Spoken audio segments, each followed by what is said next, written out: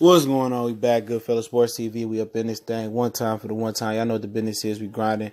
Shout out to everybody that's supporting what we doing. Shout out to all the brothers and sisters holding us down. And shout out to everybody that's checking out the food for thought video. Yeah, I'm gonna cook one up earlier this morning. You know, depending on what coast you on. Shit, about 12:30 a.m. Eastern Standard Time. I'll hook one up for y'all, man. For everybody that's supporting what we doing over there. Remember, don't monetize for those videos. So if you want to donate, appreciate it. Maybe a Patreon page coming soon. I already got one made. I'm just giving out free game, all right? But we here, man. And apparently Charlo's, you know, they had their press conference today. I told you guys, the first one to report that Charlo was fighting Tony Harrison. You know, shout out to everybody that saw them videos that I did about that. I'm rooting for Tony Harrison. He's from Detroit, so I'm not saying I'm picking him to win, but I'm rooting for him. But I got much love and respect for Jermell and Jermell Charlo. And today, Oscar De La Hoya said this, all right? And Charlo exposed Oscar De La Hoya and Golden Boy for the fraudulent, devil's dandruff sniffing, kitchen utensil using guy that he is, okay? The Oscar De La Hoya said, I'm freaking tired of these so-called PBC fighters cherry picking all the time and not thinking of their legacy, rather thinking of a quick buck. And hey, you know what, man? I agree with him. I'm sick and tired of it too, Oscar. You know what I'm saying? Oscar, you was on point right here. I mean, shoot, you must have had some good times with some kitchen utensil, fishnets, and the devil's dandruff last night. But you know what? I ain't mad at you, Oscar, but this is calling the kettle black, my brother. You shouldn't be saying nothing because you got one fighter and one fighter only, and that's Canelo Alvarez. And your fighter, Canelo Alvarez, got caught for cheating for one. So he been juicing using Computerol to gain a competitive advantage. He got a 6-month suspension off of 2 failed Computerol tests, and he wasn't random drug test for them 6-month suspension. And on top of that, your fighter is ducking a PBC fighter who wants to smoke and ducked him in the past, which we exposed that duckage, okay? Which your fighter is going up to fight for the regular WBA title, a weight class above 160, where he only had 2 fights at the 160-pound division for real, and that was 2 times against Triple G. So all of a sudden, he conveniently moves up to 168 pounds to fight this Rocky Fielding guy. Come on. Why he got a mandatory in Jermell Charlo right there? That he has no intentions on fighting. So he's talking about, also, you know what? I might stay at 168 because he don't want to fight Jermell Charlo. Same thing he did with the Charlos before in Demetrius Andrade. He went to 155. As soon as Andrade lost that 154-pound WBO belt, he came back down and fought. When Liam Smith came back down and fought Liam Smith when it wasn't an Andrade here. So at the end of the day, y'all, you know, it is what it is, man. Oscar De La Hoya, he is in no position to talk about anybody in the life that he had. As many fighters as he robbed, as many $2 hookers that he done bought, as many fish nets that he done found, as many kitchen utensils that he done played with, as much as he played with the devil's dandruff and all of that. He's an integral part why Heyman, Richard Schaefer left Golden Boy. You know what I'm saying? But that's what Jermell Charlo had to say. Jermell Charlo, excuse me. 154-pound WBC champion. Ask King Gabriel Rosado. Y'all told us in 2015, whoever wins faces redhead. Nothing.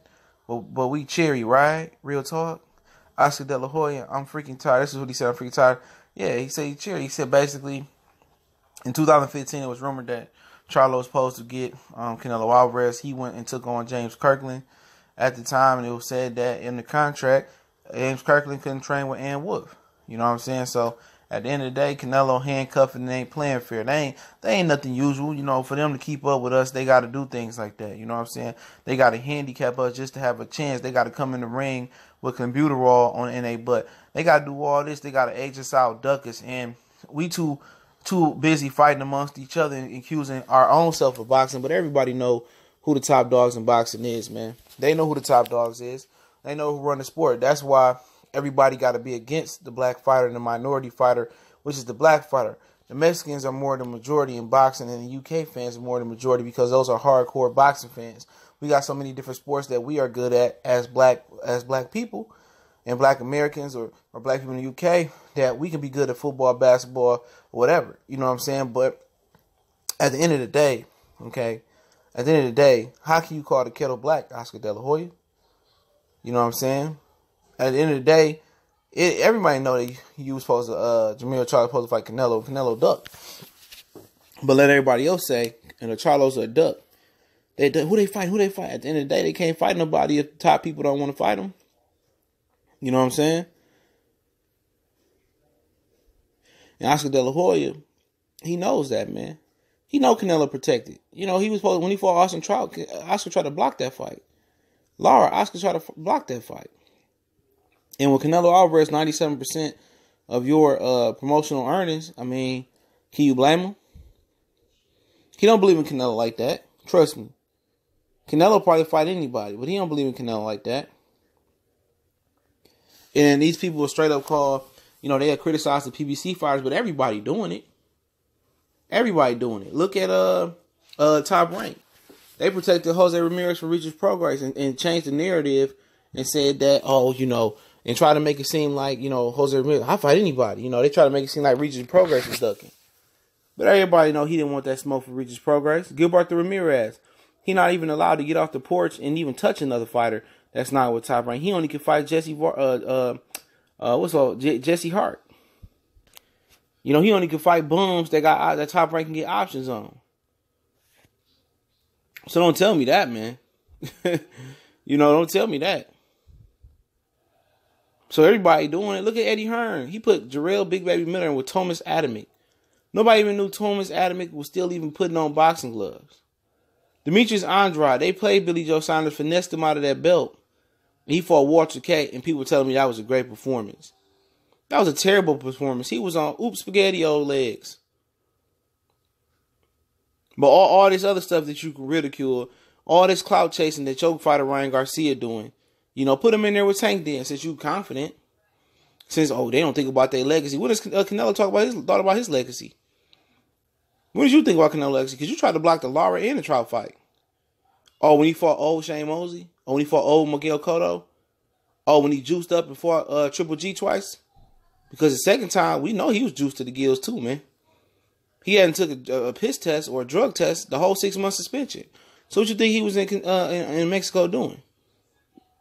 You know what I'm saying? That's just keeping it a buck, man. But it's all alleged, right? You know, Teddy Alex come out there and said nobody bats an eye. No piss test for 6 months, so he was just living like a saint, drinking water, eating clean meat. Tell him I'm a vegetarian now. All of a sudden he gets skinny, and then right before the fight he blow up again. Come on, ain't nobody no fools, man. You know, this is the last guy that should be talking, man. The last guy. It's Musk Skeletons and Oscar Closet. You know he a little fun boy. Know he a fun boy. Going over there to the zone. Taking his fighters to the zone because ESPN2 kicked them off there, man, for them bum bashes. They say we rather show billiards or we rather show soccer. You know what I'm saying? They put the WNBA on before that Golden Boy garbage they was putting on. And then his other outlet is Facebook Live. Like, get up out of here. Ain't nobody want to watch no fight on Facebook. Especially them bum bashes. Them putting on, man. Talking about legacy. I mean, what legacy do Canelo got? His legacy is he cheated. And they trying to cover it up and say he didn't cheat. He did. We know it's a fact. He failed the vital drug test. 2 separate vital drug tests back to back. And they trying to sweep it under the rug. But that was a brother. If that was a Charlo, they'd have banned Charlo from boxing for life. Other than that, sweeping it under the rug. Now sweeping on. How long was he doing this? The question. How long was he doing it? You know, and it's crazy though, man. Nobody talk about that. Everybody act like that's water under the bridge. The brothers, the Mexicans, the Puerto Ricans, the people from the UK, from Asia, from Australia, they act like, oh, nothing happened. Oh, you know, it was a mistake. No, he cheated, man. That's a tarnish on his legacy. He knowingly did that, bro. But you out here criticizing other fighters, like you got fighters that even talk about. Nobody even worth talking about over there but Canelo Alvarez. Nobody even worth talking about over there. You guys say, I'm sick of these. No, put Canelo in with Jermell Charlo then. Since you're sick of these guys not thinking about their legacy, put them in there with Jermell Charlo. It sounds like it's sour grapes. Most of them fighters used to be your fighters. But if you weren't playing with your nose, you know, you would have knew what was going on with your operation. You know what I'm saying? You're looking at your very same fighters that you could have had on your promotional company. But you messed yourself up. You made false promises, not only because you was, playing with the devil's dandruff, Oscar. Not only just that, my brother. But you was doing stuff like that, promising fighters, oh, you can fight Canelo, and you're not coming through with your promise. You think God's going to stick there with Golden Boy? No. And what about the racist email, Oscar De La Hoya? You still ain't addressed that. You still trying to exploit the black fan dollars, right? But you over here criticizing PBC fighters when you ain't got no fighters to even play with.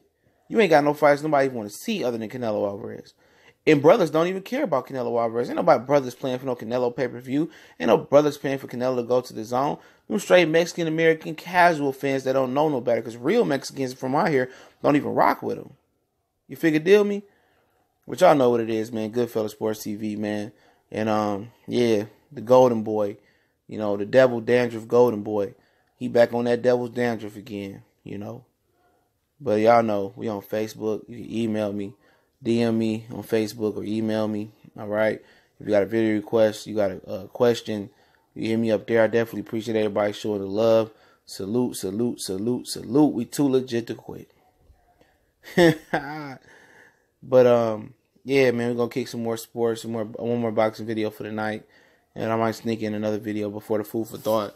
I definitely appreciate everybody for showing love, much respect, and appreciate all the brothers and sisters supporting us, man.